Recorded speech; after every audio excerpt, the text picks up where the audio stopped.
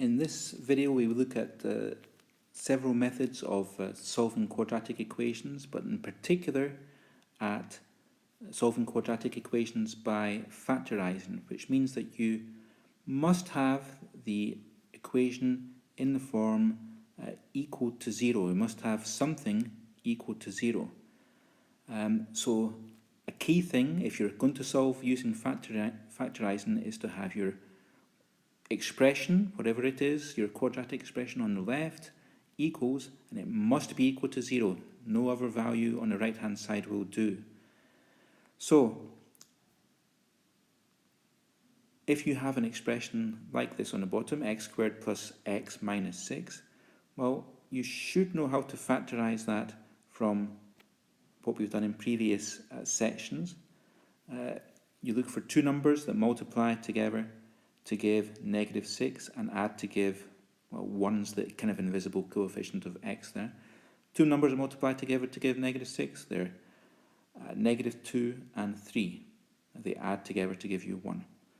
Okay, so we factorized it there. Then after that, we know that either the x minus 2 is going to be equal to 0 or the x plus 3 equal to 0. So that's what we have in the next step. The x minus 2 is equal to 0 or x plus 3 could be equal to 0. And those two equations we can solve. The first one, this one here, is going to solve. We're going to solve to get x equals 2, and the second one we can solve to get x equals negative 3.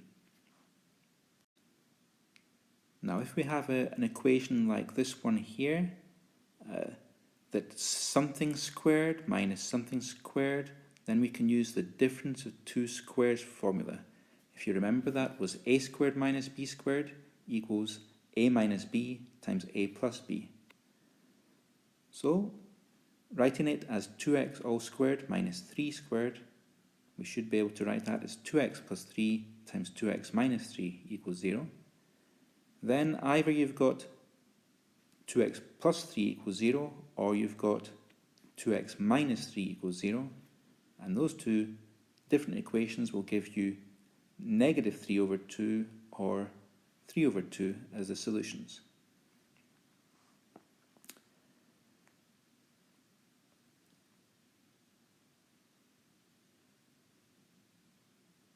Now there are some fairly straightforward quadratic equations, and this thing here is an example of it that will be solved very, very quickly. You can say x is equal to 3 or x is equal to negative 3. We can write the plus and the minus on top of each other like this to indicate that. In the same kind of way, we can write x equals root 17 or x equals negative root 17, or just write them together like this. However, if we've got an equation that's x squared equals some kind of negative number, right? So if k here were a negative number, then x has no solutions, or at least no real solutions. Now let's have a look at example 3. Now, there are 2 or 3 different ways of solving this, as there are for all quadratic equations. But the easiest thing to do is first of all to take the 2 over to the other side, or to subtract 2 from both sides. Then to divide both sides by 3 to get x squared equals 5. And then finally, x could be positive or negative square root of 5. If we have an example like this one here, where we've got something squared equals 25, well, what could that x plus 2 be equal to? Okay, well, it could be equal to positive or negative 5. So what we can then do is subtract 2 from both sides, so we get negative 2 plus or minus 5. What does that give us? Negative 7 or x equals 3. If you're not sure about these values, we do negative 2 plus 5 to get 3. We do negative 2 minus 5, we'll get negative 7.